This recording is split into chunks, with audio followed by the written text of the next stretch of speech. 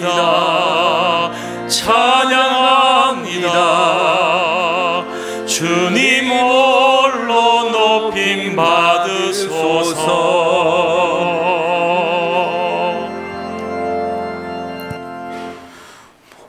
우리 삶의 주관자가 되시는 하나님, 지난 한 주간 강렬한 핵살과 찌는 듯한 무더위 속에서도 아무런 사고 있지 않고 평안으로 인도하여 주시니 감사를 드립니다. 고단한 한 주를 살아왔지만 거룩한 성의를 기억하여 주님 앞에 왔사오니 주께서 예비하신 놀라운 은혜와 세임을 더하여 주시고 풍성케 하시는 역사로서 다시금 주어진 삶을 승리할 수 있는 믿음의 종들 될 수 있도록 주관하여 주시옵소서. 삶의 믿음을 담아드리는 예물과 찬송을 기쁘게 받아주시고 더 나아가 우리의 소망이 지경이 더욱더 넓어지게 하여 주시며 우리의 심령 가운데 그리스도를 향한 그 뜨거운 사랑이 더욱더 풍성하여질 수 있도록 주장하여 주시옵소서. 우리 예배의 참 주관자가 되시는 거룩하신 우리 주 예수님의 이름으로 간절히 기원하옵나이다.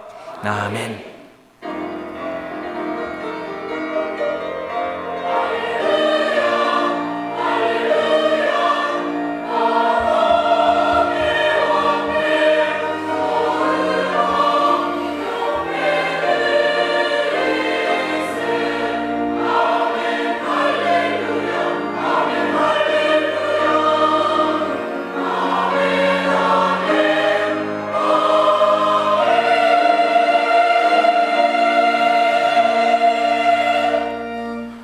이 시간 한 주간을 돌아보며 하나님과 나만이 하는 죄를 고백하는 참회의 기도를 주 앞에 드리겠습니다.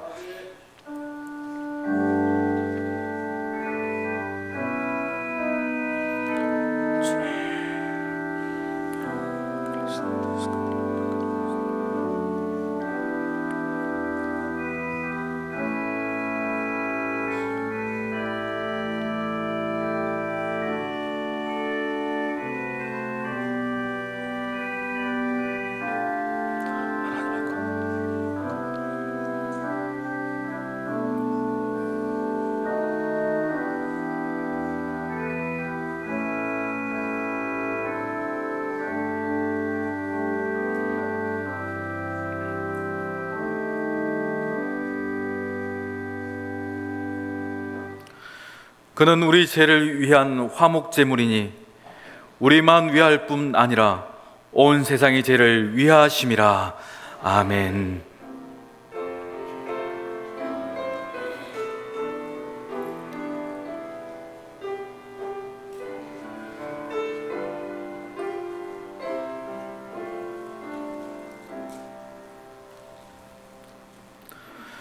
새 노래로 여호와께 찬송하라. 그는 기이한 일을 행하사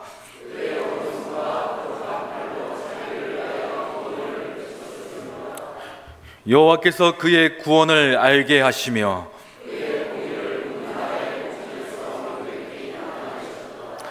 그가 이스라엘의 집에 베푸신 인자와 성실을 기억하셨으므로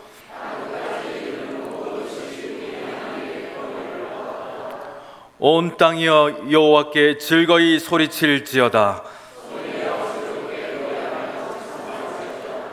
수금으로 여호와를 노래하라. 나팔과 호각 소리로 왕이신 여호와 앞에 즐겁게 소리칠지어다.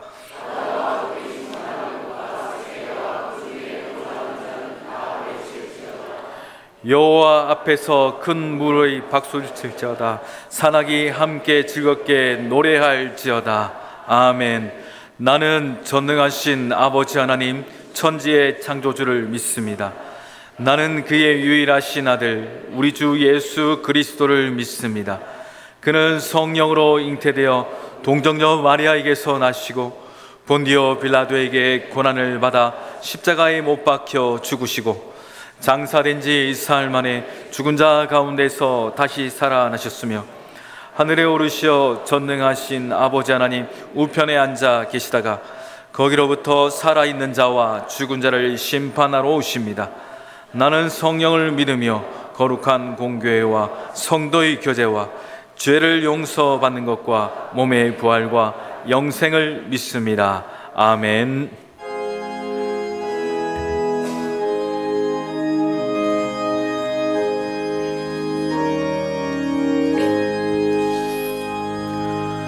예수는 나의 힘이요 내 생명 되시니 구주 예수 떠나 살면 죄중에 빠지리 눈물이 앞을 가리고 내 맘에 근심 쌓일 때 위로하고 힘주시리 주 예수. 예수는 나의 힘이요 내 친구 되시니 그 은혜를 간구하며 풍성히 받으리. 햇빛과 비를 주시니 추수할 곡식 많도다. 귀한 열매 주시느니 주 예수. 예수는 나의 힘이요 내 기쁨 되시니 그 명령을 준행하여 늘 충성하겠네. 주야로 보호하시며 바른 길 가게 하시니 의지하고 따라가리 주 예수. 예수는 나의 힘이요 내 소망 되시니 이 세상을 떠나갈 때 온 영생 얻으리. 한없는 복을 주시고 영원한 기쁨 주시니 나의 생명 나의 기쁨 주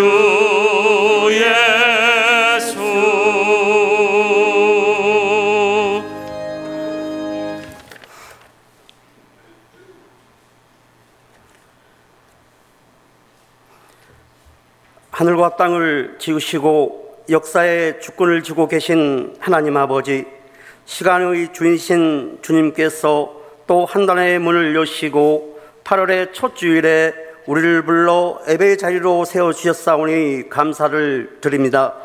주일은 주님의 날이며 예배는 하나님의 백성이 들 수 있는 가장 영광스러운 특권임을 이 시간 깊이 고백합니다. 세상은 변하고 계절은 흐르며 인간은 시들어가지만 주님의 말씀은 변함없고 주님의 은혜는 아침마다 새롭사오며 주님의 성실하심은 크고도 크오며 오늘도 저희는 살아계신 하나님의 그 보좌 앞에 두 손을 모아 엎드립니다. 8월의 뜨거운 바람과 눅눅한 공기 속에서 저희의 육신은 쉽게 피곤하고 마음은 무뎌지며 영혼은 연약함을 드러냅니다. 그러나 이럴 때일수록 더욱 간절히 주님을 붙듭니다. 사람이 떡으로만 살 것이 아니요 오직 하나님의 입에서 나오는 말씀으로 살 것이라 하였사오니 이 시간 우리 심령에 생명의 말씀을 부어 주시옵소서. 주님, 지난 한 달간 우리의 삶을 돌아보며 참회합니다. 삶의 분주함에 쫓겨 말씀은 미뤄졌고 기도는 짧아졌으며 감사는 잊혔습니다. 눈앞의 일에 급급하여 하늘의 것을 망각했고 사람의 인정에는 민감하면서도 주님의 시선에는 무관심했습니다. 은혜의 빛을 주고도 교만하였고 용서를 받았으나 용서하지 못하였습니다. 하나님, 저희의 연약함과 불충함을 불쌍히 여겨 주시옵소서. 진심으로 회개하오니 십자가 보혈로 덮어주시고 이 시간 다시금 정결한 마음과 정직한 영을 우리 안에 새롭게 하시옵소서. 하나님, 이 한 달의 시작을 주님께 드리며 간절히 간구합니다. 먼저 성도들의 믿음을 지켜 주시옵소서. 믿음이란 단지 감정의 고백이 아니라 진리를 붙드는 확신 영혼이 우리로 하여금 진리에 깊이 뿌리내린 믿음을 갖게 하시옵소서. 교훈을 받되 변하지 않고 설교를 듣되 순정치 않는 믿음의 허상을 벗어나게 하시고 말씀 앞에 무릎 꿇고 삶에서 열매 맺는 성도들이 되게 하시옵소서. 또한 주님과 동행하는 삶을 살게 하시옵소서. 하루하루가 주님의 뜻 가운데 걷는 경건한 행진이 되게 하시고 모든 결정의 순간마다 주의 영의 음성에 순복하게 하시옵소서. 주님의 몸된 교회를 위해 기도드립니다. 이 교회가 사람의 영광을 위하지 않고 오직 하나님의 뜻을 이루는 공동체가 되게 하시며 세상의 흐름이 아니라 성경의 기준을 붙드는 교회 되게 하시옵소서. 강단에서는 말씀의 권위가 드러나게 하시고 교인들의 삶 속에는 성령의 열매가 가득 맺히게 하시옵소서. 여름 사역이 계속되고 있습니다. 중고등부와 대학 청년부의 수련회가 이어지는 이때에 다음 세대 위에 특별한 은혜를 부어 주시옵소서. 믿음이 흔들리는 청소년들과 미래를 고민하는 청년들에게 하나님을 만나는 시간이 되게 하시옵소서. 말씀으로 찌르고 은혜로 감싸며 기도로 경고케 하시는 주의 손길이 이 수련회 가운데 넘치게 하시옵소서. 수고하는 교사들과 교육자들에게도 지혜와 건강을 더하여 주시고 하나님의 기쁨이 회복되는 시간이 되게 하시옵소서. 주님, 이 나라를 국률이 여겨 주시옵소서. 교만한 자들이 무릎 꿇게 하시고 정의가 물같이 공의가 마르지 않는 강같이 흐르게 하시옵소서. 이정자들에게는 하나님을 두려워하는 마음을 주시고 백성들에게는 회개의 은혜를 부어 주시옵소서. 북녘 땅의 닫힌 문도 열어주시고 억눌린 자들에게 자유를 복음는 땅의 말씀을 선포하게 하시고 십자가 복음으로 진정한 평화가 임하게 하시옵소서. 이 시간 말씀을 전하실 담임 목사님에게 성령의 기름 부으심을 더하여서 주시는 말씀 안에서 성도들의 심령이 살아나게 하시옵소서. 낙심한 자들이 소망을 얻고 병든 자들이 회복되게 하시옵소서. 이 시간 찬양으로 영광 돌리는 호산네 찬양대의 찬양을 기뻐 받으시고 그들의 수고와 헌신을 축복해 주시옵소서. 드려지는 찬양이 하나님께는 영광이요 저희들에게는 은혜의 기쁨이 넘쳐나는 찬양이 되게 하시옵소서. 이 모든 말씀 우리를 사랑하사 십자가에서 피 흘리시고 다시 사신 예수 그리스도의 이름으로 감사하며 기도드립니다. 아멘.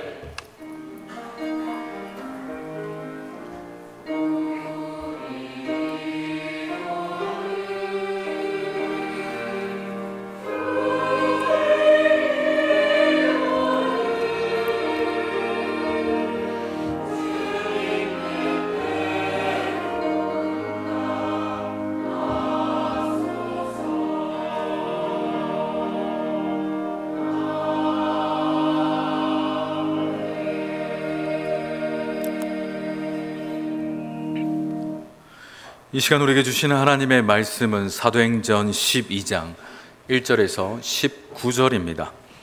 신약성경 사도행전 12장 1절에서 19절 말씀, 저와 여러분이 한 절씩 교독하고 마지막 절은 합독합니다.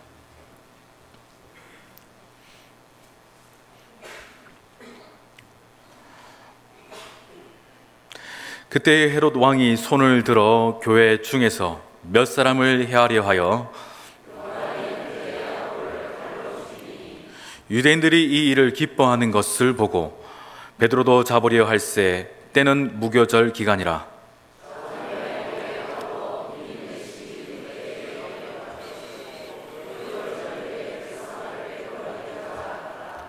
이에 베드로는 옥에 갇혔고 교회는 그를 위하여 간절히 하나님께 기도하더라.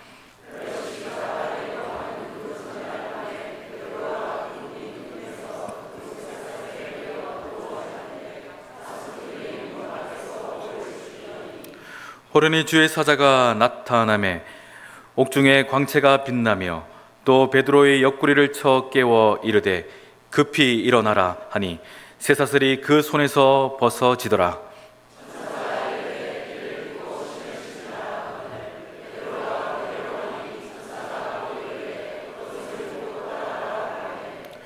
베드로가 나와서 따라갈새 천사가 하는 것이 생시인 줄 알지 못하고 환상을 보는가 하니라.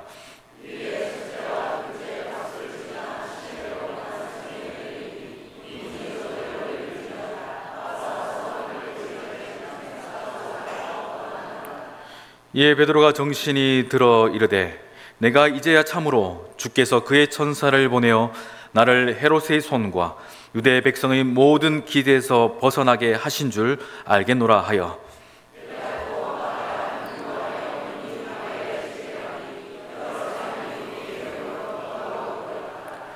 베드로가 대문을 두드린데 로데라 하는 여자아이가 영접하러 나왔다가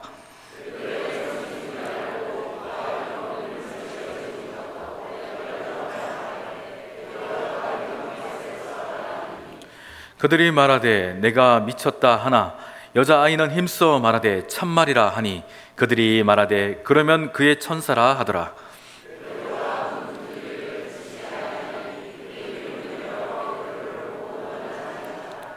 베드로가 그들에게 손짓하여 조용하게 하고 주께서 자기를 이끌어 옥에서 나오게 하던 일을 말하고 또 야고보와 형제들에게 이 말을 전하라 하고 떠나 다른 곳으로 가니라.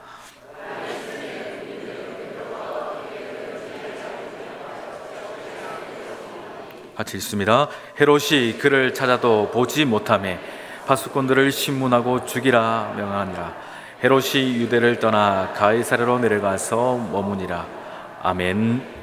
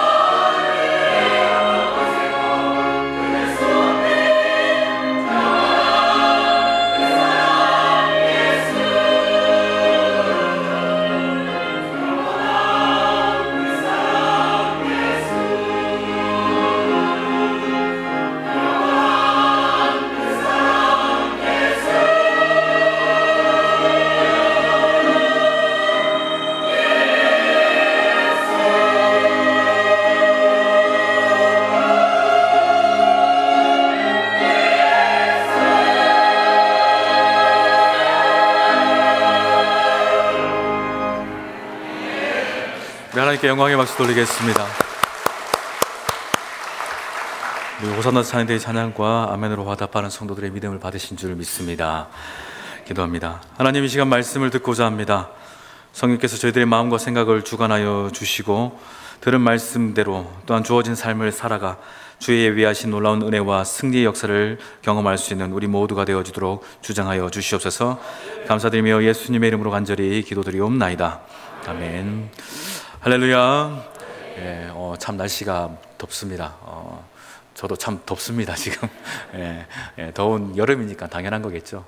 그러나 이와 같은 더위 속에서도 우리의 마음과 생각은 주님의 평안 속에서 늘 만족함이 있기를 간절히 바랍니다. 우리 한국 기독교의 영적인 문제가 여러 가지 있는데 그 중에 가장 대표적인 것이라 하면은 우리 개신교 기독교의 어떤 기도의 역량 감소가 아닌가 생각을 합니다. 한 조사기관에서 2024년도를 기준으로 했을 때 한국 개신교인들의 평균 하루 기도 시간을 조사한 적이 있습니다. 어느 정도 될까요? 감이 안 오시죠? 24분이라고 합니다. 정확하게는 24분이 조금 안 되는데 이것도 코로나19로 인해서 개인 경건의 시간이 조금 강조되면서 그나마 이게 또 상승되어진 어떤 기준이라고 표라고 합니다. 그러니 우리의 삶 가운데 생각보다 우리는요, 하나님께 기도가 당연하고 마땅한 줄 알면서도 기도의 어떤 시간들을 많이 드리지는 못하는 것이 아닌가라는 생각을 합니다. 그런데 단순히 이것이 기도 시간이 줄었다, 경건 생활이 약화되었다의 문제를 넘어서서 기도가, 그리고 기도의 역량이 줄었다는 것은요, 우리와 하나님과의 사이에 이 영적인 관계가 그만큼 약해졌다라는 것으로서 또한 해석해 볼 수가 있습니다. 곧 하나님과 우리 사이의 영적인 거리가 점점 더 벌어지는 것일 수도 있다라는 생각을 해야 한다는 것이죠. 며칠 전 8월 몰삭 기도회 때 제가 설교 중에 이런 말씀을 인용한 적이 있습니다. 캐나다 복음주의자 신학자 엘버튼 심슨은 이런 말을 했습니다. 기도는 자녀가 하늘에 계신 그의 아버지와 나누는 총명한 대화이다 라고 얘기했어요. 우리는 여기에 있고 하나님은 하늘에 계신데 그 하나님과 우리 사이에 이 대화를 한다는 것은 사실 물리적으로는 불가능하죠. 그러나 이것이 대화가 가능하다라는 것은 곧 우리가 무엇을 하기 때문일까요? 기도하기 때문이라는 겁니다. 여러분에도 여러 자녀가 있죠. 나이가 드시면서 어떤 자녀가 제일 고맙습니까? 늘 전화 자주 해주는 자녀. 뭐 했어. 그런 걸 보면 저는 참 불효자인데, 뭐 경상도 남자라서 그런 건지 잘 모르겠습니다. 그런데 보면은 또 지금 딸들이나 혹은 또 친근한 아들들은 늘 엄마 어땠니, 아버지 어땠습니까 하면서 살갑게 전화하는 그 모습. 어찌 보면 그것이 그들의 관계가 이만큼 가깝다, 돈독하다라고 이야기할 수 있지 않을까 생각을 합니다. 우리의 신앙도 이와 다르지 않다라는 거예요. 여러분, 부부도 같이 살지만 대화가 안 되면 어떻습니까? 마음의 거리가 어떻죠? 거의 남북간 이상으로 큰 담이 세워져 있는 것 같죠. 늘 그런 말합니다. 대화를 하지만 대화가 안 돼. 곧 서로의 마음이 연결되지 못하는 상태입니다. 법적으로는 부부죠. 그러나 마음으로는 어떻습니까? 너무나도 먼 간극을 가지고 있는 모습들. 이것은 어떤 부부간의 모습이 아니라 이 시대를 살아가는 수많은 인간들 사이에서 관계라고 할 수 있겠죠. 단순히 업무적인 대화가 아니라 마음과 마음을 서로 통할 수 있는 짧은 안부의 인사 하나를 통해서 우리는 그들과 동질함을 느낄 수 있고 가까움을 느낄 수 있지만 그런 짧은 인사조차 우리가 제대로 해내지 않는다면 우리는 저들과 나는 먼 관계 혹은 친근하지 않는 관계라고 우리는 상상할 수가 있다는 겁니다. 그러니 여러분, 우리가 주일마다 인사를 하실 때에, 그렇죠, 제가 지난번에 말씀드렸죠. 누구세요라고 묻지 말고 안녕하세요, 저는 누구입니다라고 먼저 인사하시면서 손을 내밀라 말씀을 드렸습니다. 잘하고 계시죠? 몇 분만 하고 한번 연습할까요? 아직 제가 손이 더러워서 못하겠다 하시는 분이 계실까봐 그냥 넘어가도록 하겠습니다. 이처럼 우리는 옆 사람과의 어떤 대화를 통해서 친숙함, 관계를 형성하듯이 하나님과 우리 사이에서 이 대화는 곧 우리가 기도를 잘한다 못한다의 내용이 아니라 하나님과 우리 사이의 관계가 어떠한지를 이야기한다라고 볼 수가 있는 겁니다. 그러니 우리의 삶 가운데 기도의 이 시간들이 약해져 간다, 기도의 어떤 열정들이 줄어들간다라는 것은 곧 우리의 마음속에 하나님께서 말씀하시는, 하나님께서 보여주시는 것에 대한 영적인 신뢰감 또한 줄어든다라고 볼 수가 있는 겁니다. 우리는 지난날 우리 모든 한국 교회들은 기도하면 다 이루어진다라는 마음과 함께 그 슬로건을 가지고 열심히 힘을 다해서 기도했었습니다. 그런데 이상한 이만큼 모든 것들이 다 응답되지는 않더라는 거예요. 그러다 보니 우리의 마음속에 두 가지의 마음이 생깁니다. 기도하면 다 이루어지지, 그렇지만 또 다 이루어지는 것은 아니야 라고 생각하면서 점점 기도에 대한 그 마음과 생각들이 퇴색되기 시작한다는 겁니다. 이 기도에 있어서 여러 가지 어떤 문제점들이 있겠지만 가장 큰 요인은 우리가 기도했지만 기도했을 때 응답받지 못하는 일들, 그리고 기도에 대해서 불신하는 여러 가지 상황과 사건들을 통해서 점점 기도해도 별거 없지 않냐라는 우리의 마음들, 그리고 생각들이 점점 우리로 하여금 더 기도를 멀리하게 하는 것이 아닌가라고 생각해 볼 수가 있습니다. 여러분, 기도는 주문서가 아니라 마음을 담은 편지인 줄 꼭 기억하시기를 바랍니다. 기도는 하나님 무엇 해주세요 보다 더 중요한 것은 제가 하나님을 사랑합니다, 제가 하나님을 더 신뢰합니다, 그럼에도 불구하고 당신은 나의 하나님이 되십니다라는 그와 같은 고백이라는 거예요. 여러분, 남편분들에게 설거지를 요청하시거나 쓰레기를 버려달라 하시기 이전에 무엇부터 하셔야 됩니까? 당신은 자랑스러운 나의 남편, 세상에서 가장 잘생긴 꽃미남, 그게 조금 어려우면 꽃을 든 남자라고 나도 설명하셔서 칭찬부터 하시면서 부탁을 하시길 바랍니다. 그러면 저 같은 남자들은 기가 넓어서 잘 들어주긴 합니다. 관계가 더 중요하다는 거예요. 하나님께 기도함에 있어서 여러분, 기도는요 무엇 해주세요 보다 더 중요한 것은 당신은 내게 누구냐라는 그 표현, 그리고 그 마음에 담은 감정들이 더 중요하다는 겁니다. 그래서 그것은 무엇을 이뤄내고 못 이뤄내고 보다 더 중요한 것은 그것을 서로 소통함을 통해서 우리의 관계는 이만큼 가깝다라는 것을 이야기하는 겁니다. 사실 제가 군대에 있을 때도 제 바로 위 꼬참이 저랑 나이는 같은데 참 부러웠었습니다. 사실 저보다 못생겼고 키도 작고 시골에 사는 그저 촌놈처럼 생겼습니다. 이런 놈이라 해서 죄송하지만 정말 그렇게 생겼습니다. 그런데 참 부러운 것이 있었습니다. 그에게는 여자친구가 있었습니다. 근데 여자친구가 있다고 부럽지는 않습니다. 저도 언제든지 여자친구를 만들 수 있다는 자신감이 그때는 있었기 때문에. 그런데 뭐가 부러웠었냐면 하루도 빠지지 않고 빨간 편지를 보냈던 것입니다. 너무 많이 보냈다 보니까 물어봅니다. 무슨 내용이냐? 별 쓸데없는 내용이야 하면서 이제 하는 것은 모든 편지는 다 찢어버리고 우표만 모으더라고요. 몇 개 모았나 받았나 세본다고. 모든 중대원들의 부러움을 샀었습니다. 정말 촌사람처럼 생겼고 키도 작고 별 대수롭지 않은 인생이지만 누구보다 사랑받는 그 모습, 그리고 그 오고 가는 그 편지 속에서 이 고참은 저 여인에게 정말 사랑받는 귀한 관계구나라고 생각했었습니다. 이처럼 우리는 하나님께 기도함에 있어서 여러분, 하나님과의 어떤 기도를 통해서 무엇을 얻고 무엇을 이뤄내보다 더 중요한 것은 하나님과 우리 사이에 뭐가 있습니까? 관계, 신뢰, 더 나아가서 사랑을 쌓아갈 수가 있어야 한다는 겁니다.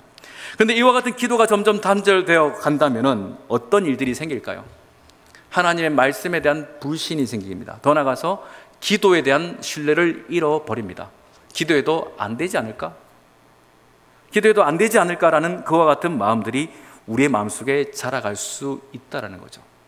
오늘 본문도 이와 같은 내용들을 담고 있다는 겁니다.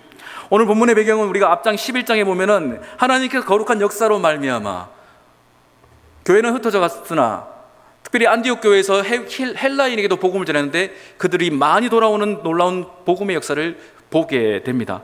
하나님이 이처럼 교회를 부흥시키는 것 같았습니다. 그런데 그와 같은 상황 속에서 또한 예루살렘 교회는 헤롯 그 왕을 통하여서 큰 핍박 가운데 들어가게 되었습니다. 당시 헤롯은 우리가 잘 알고 있는 예수님 출생 당시 때 헤롯의 손자로 헤롯 아그리파 1세입니다. 이 헤롯 왕은 로마 황제 카리큘라에 의해서 유대의 왕으로 임명받은 섭정왕이죠. 그래서 그는 섭정왕으로서 이들에게 유대 종교 지도자들에게 더욱더 환심을 사기 위해서 했던 일이 무엇이었냐면 그들의 골칫거리, 눈에 가시었던 예루살렘 교회를 핍박하는 거였습니다.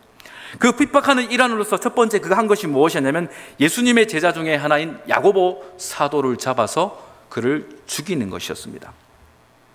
그리고 야고보 사도를 처형하고 상황을 봤더니 유대인들이 너무 좋아하는 겁니다. 이렇게 했던 호응을 더 얻겠다 싶어서 그가 또한 했던 일들은 무엇이냐면 베드로를 잡아 감옥에 가두고 유월절을 지나서 처형을 하는 것이었습니다. 이에 예루살렘 교회는 또한 베드로를 위해서 힘을 다해 기도하기 시작했습니다. 우리 본문 5절 말씀 같이 읽습니다. 시작. 예.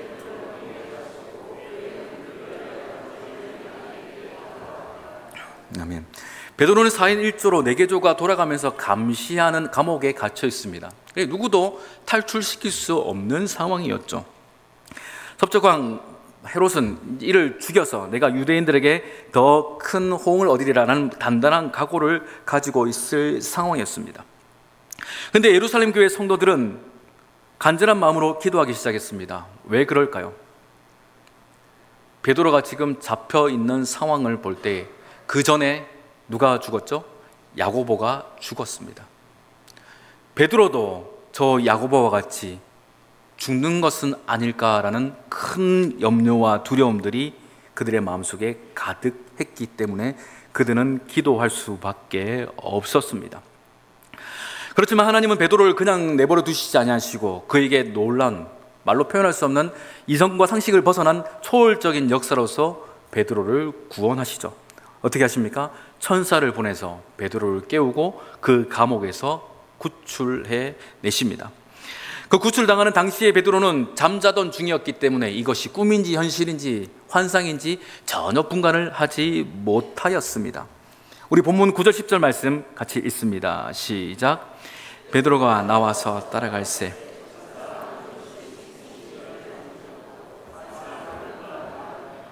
예, 첫째와 둘째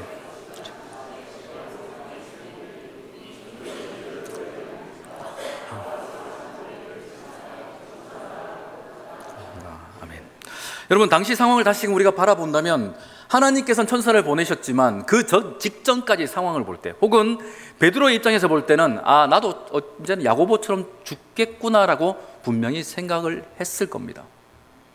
예루살렘 교회 성도들도 저 또한 야고보처럼 베드로도 죽는 거구나라는 그와 같은 시리 가운데서 그들은 낙담해 있었을 것입니다. 누구도 생각하지 못했던 그 놀라운 이적으로서 천사를 보내셔서 하나님은 그 베드로를 구출하셨는데, 당시 베드로는 어리두장 상태에서 구출받게 되었습니다. 그리고 천사가 떠나간 후에 하나님께서 천사를 보내셔서 나를 정말 구원해 내셨구나, 나를 그 위협에서 벗어나게 하셨구나라는 것을 그때야 비로소 11절에서 깨닫게 됨을 보여주고 있습니다. 그리고 베드로는 어디로 향합니까? 11절에 보니까 마가라 하는 요한의 어머니 집으로 가게 됩니다. 아마 그곳에는 평소에 예루살렘 교회 성도들이 모여서 같이 기도하고 또한 말씀을 나눴던 장소였기 때문에 그곳에 가면 성도들이 있을까 하는 그 마음으로 아마 베드로도 그곳을 향해서 곧장 갔을 것입니다. 성도들은 그 상황 속에서 무엇하고 있었죠? 베드로를 위해서 간절히 기도했습니다. 그런데 놀랍게도 베드로는 구출된 상황 속에서 그들이 모여있는 집의 문을 강하게 두드립니다. 그리고 그 두드리는 소리를 듣고 로데라는 여자아이가 내려갔더니 누구의 음성이 들리죠? 베드로의 음성이 들립니다. 너무 놀란 나머지 문을 열지 않고 다시금 기도하는 그 어른들, 곧 성도들에게 가서 베드로가 왔다라는 말을 하게 됩니다. 자, 이 말을 들었으면 기도하는 우리들 같으면 어떻게 반응해야 됩니까? 정말 이런 반응을 해야 되지 않을까요? 그런데 어떻게 반응할까요? 우리 15절 말씀 같이 읽습니다. 시작. 그들이 말하되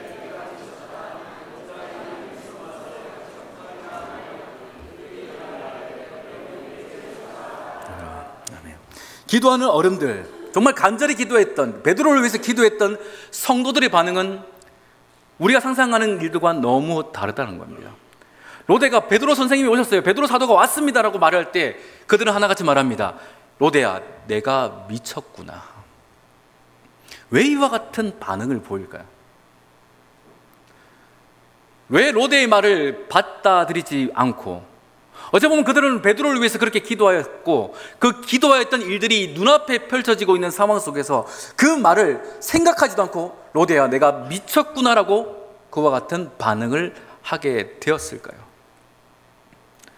미쳤다라는 이 표현은요, 말도 안 되는 일이다, 그 일은 있을 수 없는 일이다라는 이야기를 한다는 겁니다. 제차 롯데는 말합니다. 선생님이 오셨다고요. 베드로 선생님이 오셨다고요. 그랬더니 더 말합니다. 그는 베드로가 아니라 그의 천사다. 그들은 기도하였지만, 베드로를 위해서 간절히 기도하였지만 베드로의 구원의 그 역사적 현장을, 그 사건을 그들은 받아들일 수가 없었던 겁니다. 하나님의 기적이 무색해진 상황이란 거죠. 왜 이와 같이 훌륭했던 성도들이, 그렇게 기도에 힘을 다하던 성도들이 베드로가 구출되어 돌아온 그 일들을 받아들이지 못했을까요? 그 소식을 부정할 수밖에 없었을까요? 그들의 마음속에는 베드로를 위해서 기도하였지만 여전히 무엇이 남아있을까요? 야고보의 죽음이 남아 있었던 겁니다. 여러분, 야고보가 잡혔을 때 예루살렘 교회 성도들은 어떻게 했을까요? 동일하게 간절히 기도했을 겁니다. 이 야고보 살려주세요. 하나님, 이 야고보 살려주세요. 야고보가 자칫 죽을 수 있습니다. 하나님, 야고보 꼭 살려주세요. 모든 성도들은 모여서 금식하며 간절히 하나님께 정말 힘을 다해서 기도했습니다. 우리 중에도 아마 그렇지 않을까요? 누가 그와 같은 일들이 있다면, 누가 사경을 헤맨다면 아마 너나 할 거 없이 교회에 와서 같이 기도하게 돼 정말 눈물로, 그 마음으로 간절히 기도했을 겁니다. 그런데 어떻게 됩니까? 야고보는 그들의 기도와 다르게 죽게 됩니다.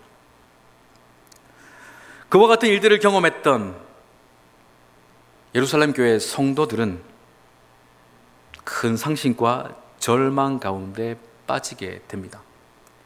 단순히 절망한 것이 아니라 그들은 더 심각한 영적인 문제를 잃어버리게 되는데, 그것은 곧 세상 끝날까지 내가 너희와 항상 함께 있을 것이라는 주님의 말씀을 잊어버리게 됩니다. 예수님은요, 한 번도 그들을 떠나시지 않으셨습니다. 그런데 모양과 상황은 계시지 않다 여겨집니다. 큰 상실 가운데 빠져있던 예루살렘 교회 성도들은 하나님께 간절히 기도하지만, 정말 눈물로 기도했지만 하나님과 전혀 소통을 이루지 못하게 됩니다. 베드로를 위해서도 간절히 기도하고 간절히 기도했지만 그들의 마음속엔 무엇이 더 자리 잡고 있을까요? 베드로도 야고보처럼 되진 않을까, 정말 그렇게 되지 않을까라는 큰 상실감, 그것들이 그 기도하는 성도들의 마음속에 자득 있었던 것입니다.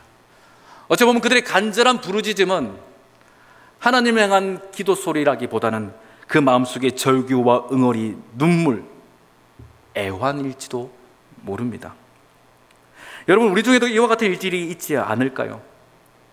간절히 기도했는데, 정말 눈물로 기도했는데 그 기도를 주님께서 들어주시지 않음으로 인하여서 그 다음에 또한 기도의 일들 앞에서, 또 다른 기도의 문제 일들 앞에서 기도는 간절히 하지만 이 일도 이전처럼 그렇게 끝날지 않을까라는 상실감으로 하나님의 마음에 이르지 못하는 그저 눈물만, 낙담만 가득한 기도를 우리는 드리지는 않았을까 생각해 봐야 할 것입니다.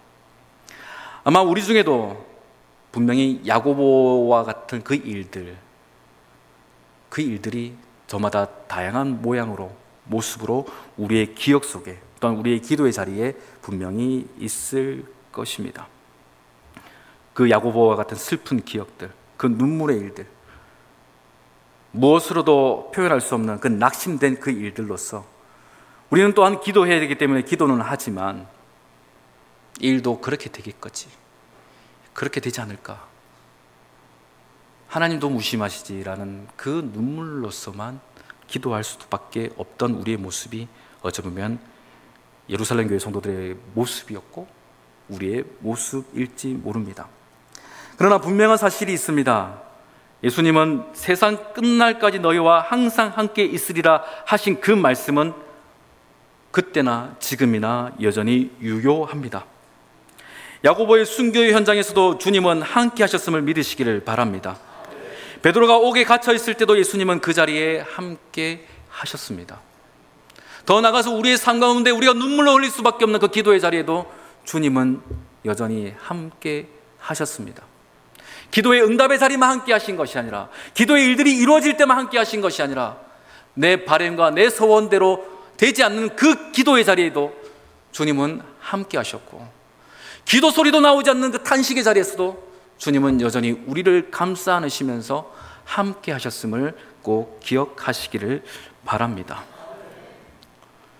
그래서 본문에서 베드로가 구출한 그 사건, 그것은 단순히 베드로에게 어떤 초월적인 역사를 경험하기 위해서 베드로에게 어떤 큰 일을 하신 것이 아니라, 사실은 야고보 이 사건을 통해서 기도와 응답 간에 너무나도 벌어져 있는 이 영적인 간극을 다시금 봉합하게 하기 위한 하나님의 은혜와 치료의 그리고 회복의 작업이라는 것입니다. 말씀을 잃어버린, 그리고 상실 가운데 있는 이 예루살렘 교회가 해야 되는 것은 다른 것이 아니라 다시금 주님의 말씀을 기억하는 것입니다. 이 자리에는 우리 모두 성도들도 다르지 않습니다. 우리는 무엇을 먼저 회복해야 될까요? 하나님의 말씀을 기억하는 것입니다. 여러분, 아무리 간절히 기도해도, 아무리 정말 힘을 다해서 기도해도 그 하나님에 대한 기대가 상실되어 버리면 그것은 그냥 소리 없는 외침밖에 되지 못합니다. 아무리 힘드시더라도, 정말 힘드시더라도 다시금 회복해야 되는 것은 주님께서 나와 함께 하신다, 주님께서 나의 기도를 들으신다, 그 하나님을 여러분 전적으로 신뢰하는 영적인 작업부터 해야 됨을 놓치지 않으시길 바랍니다. 우리 삶 가운데 멀어져 있는 기도와 그 응답의 간극을 이 시간 이 말씀으로 다시금 봉합하는 것이 무엇보다 중요하다는 겁니다. 다시금 말씀 들어와서 이스라엘 예루살렘 교회 성도들은요, 이처럼 간극되어 있기 때문에 기도는 하지만 그 응답을 주셔도 받아들일 수가 없었던 겁니다. 우리 본문 16절 말씀 같이 있습니다. 시작. 베드로가 물을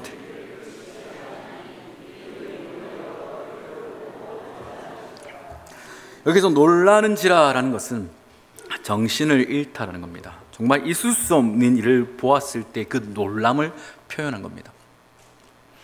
하나님 구원해 주세요라고 기도했을 겁니다. 베드로 저렇게 죽어서는 안 됩니다라고 간절히 기도했겠죠. 정말 근데 그렇게 기도대로 이루어지니 그것을 받아들이지 못하고 그저 놀랄 뿐이라는 겁니다. 하나님의 기적이 어찌 보면 그들 가운데는 전혀 일어나지 않을 것처럼 그들은 기도했었던 것입니다. 너무나도 벌어진, 전혀 기대할 수 없는 기도와 그 응답의 사이, 이제는요, 이 예루살렘 교회 성도들뿐만 아니라 하나님의 그 초월적인 역사 속에서 함께 하심의 그 은혜의 권능으로서 우리 또한 봉합되어야 됨을 우리는 잊지 않아야 됩니다. 여러분, 그러니 기도를 통해서 간구하는 것보다 더 중요한 것은 하나님과의 관계를 다시금 회복하는 것입니다. 말씀으로 그 관계를 여러분 다시금 봉합하시기를 축원합니다.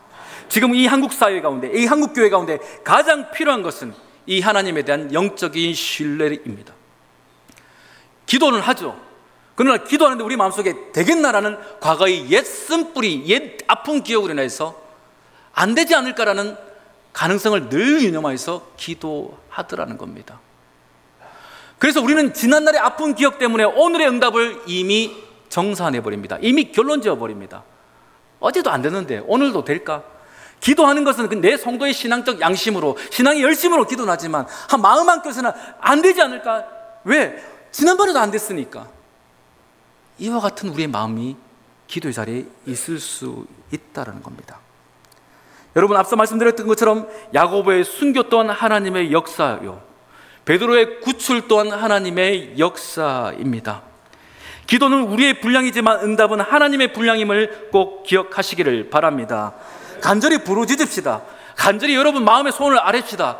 예수님처럼 기도해야 됩니다. 그러나 주님의 뜻대로 되길 우리는 더 소망해야 됩니다.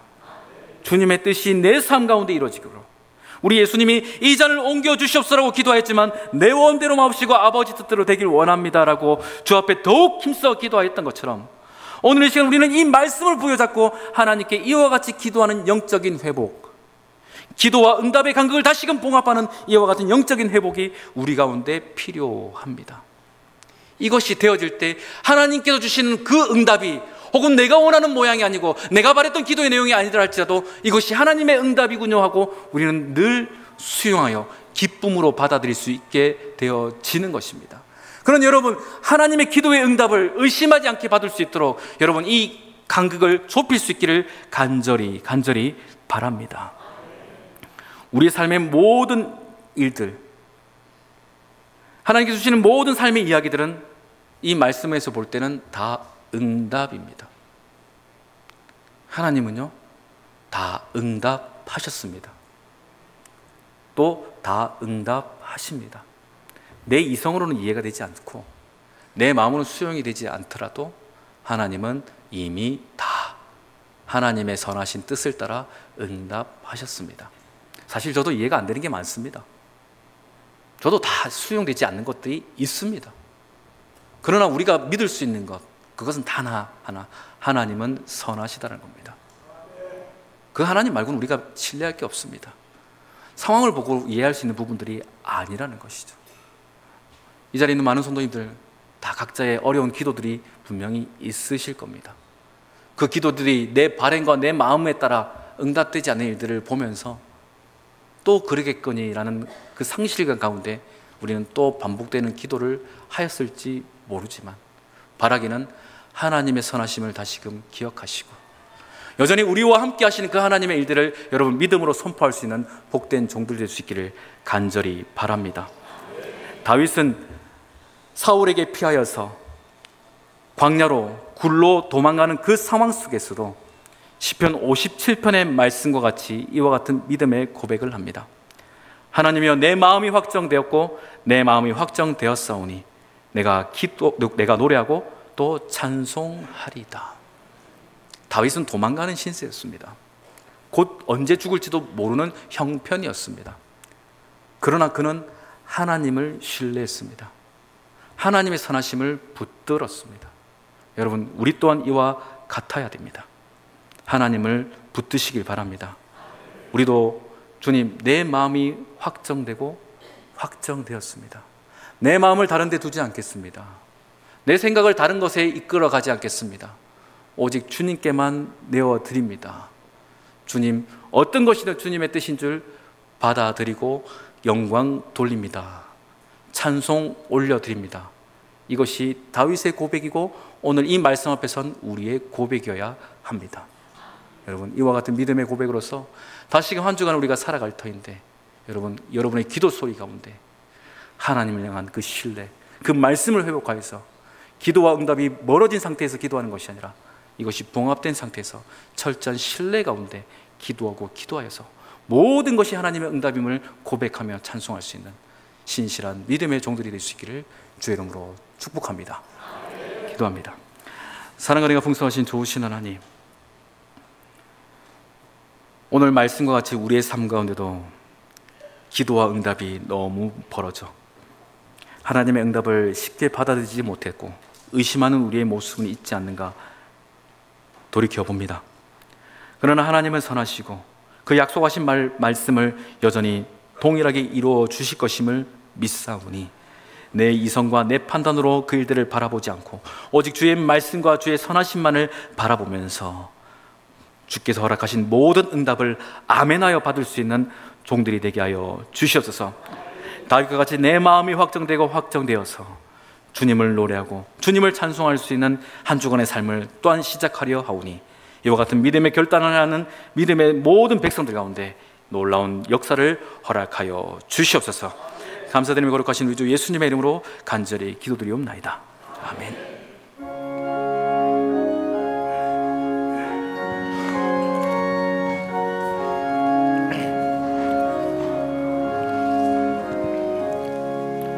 내 기도하는 그 시간 그때가 가장 즐겁다. 이 세상 근심 걱정에 얽매인 나를 부르사 내 진정 소원 같이 바로 아래오 큰 불행 당해 슬플 때 나 위로 받게 하시네. 내 기도하는 그 시간 내게는 가장 귀하다.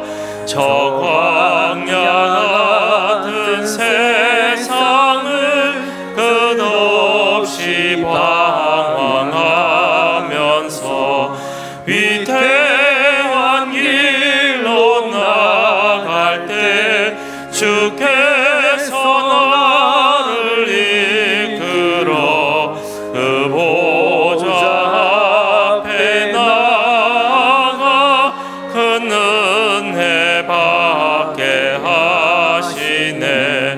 내 기도하는 그 시간 그때가 가장 즐겁다. 이때껏 지은 큰 죄로 내 마음 심히 아파도 참 마음으로 뉘우쳐 다 숨김없이 아뢰면 주 나를 위해 복 주사 새 은혜 부어주시네. 내 기도하는 그 시간 그때가 가장 즐겁다. 주 세상에서 일찍이 저 요란한 곳 피하여 빈들에서나 산에서 온 밤을 세워 지내사 주 예수 친히 기도로 근본을 보여주셨네.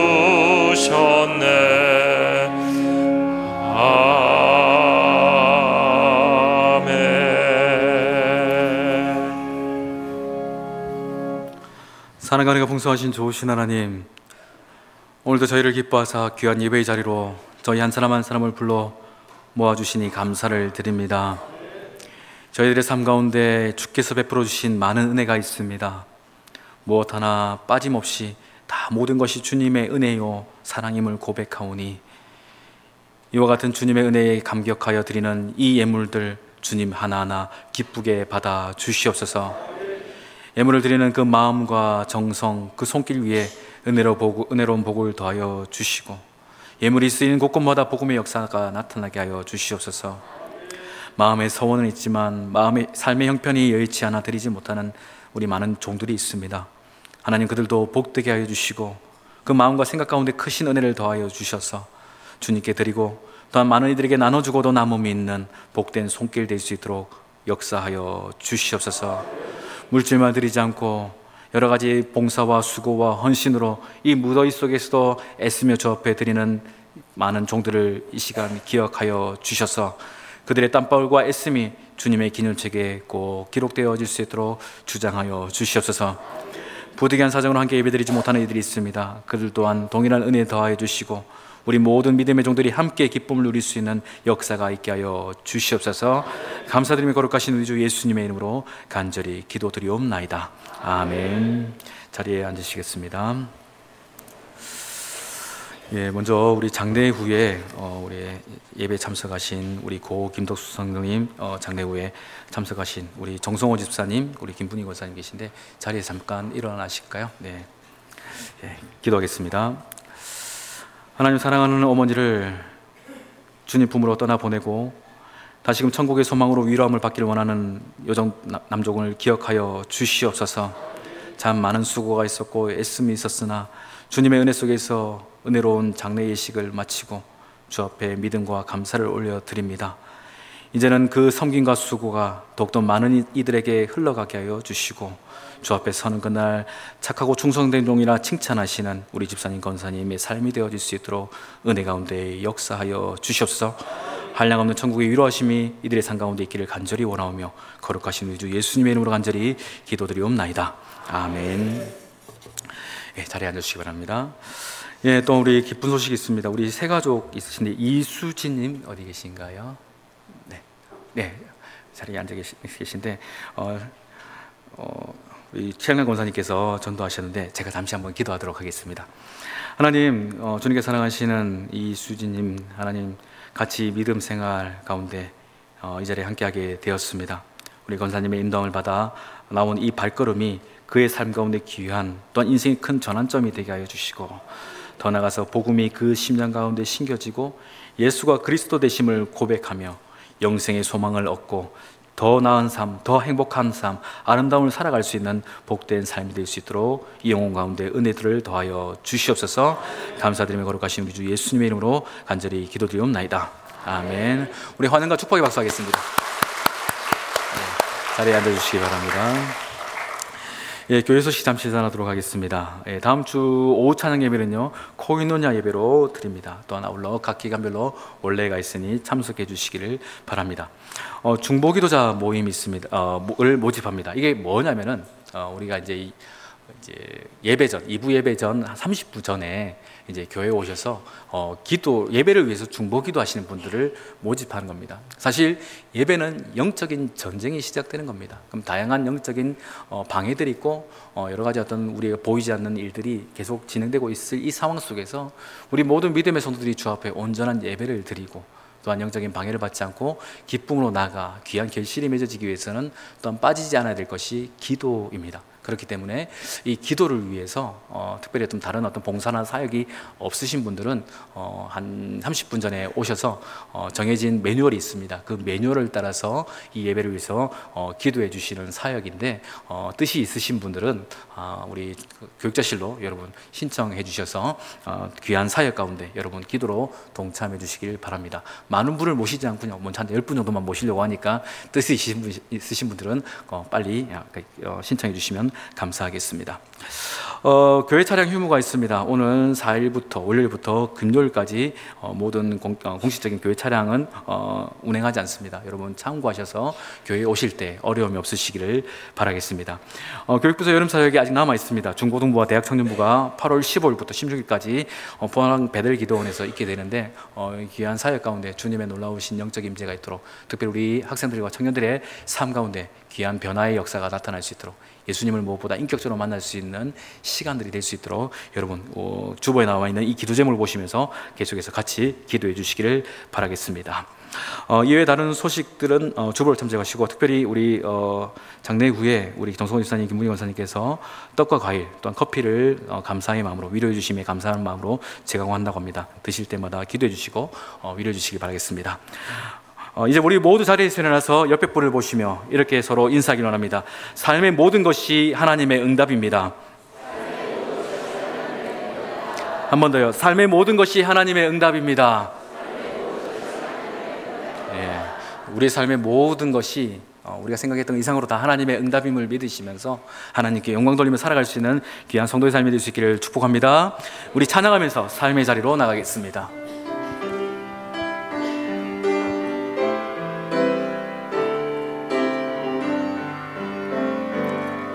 주위를 둘러보면 아무도 없는 듯 믿음의 눈을 들면 보이는 분 계시네. 지금도 내 안에서 역사하고 계시는 사망과 어둠의 권세 물리치신 예수님, 주를 찬양, 손을 들고 찬양. 전쟁은 나에게 속한 것 아니. 주를 찬양, 손을 들고 찬양. 전쟁은 하나님께 속한 것이니.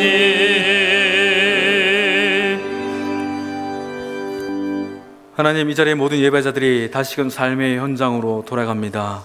힘주시고 능력 주시며 건세 더하여 주셔서 주의 말씀을 따라 삶에 다가오는 모든 주님의 응답을 기쁨으로 여기며 영광 돌릴 수 있는 복된 성도의 삶이 되어지도록 주장하여 주시옵소서.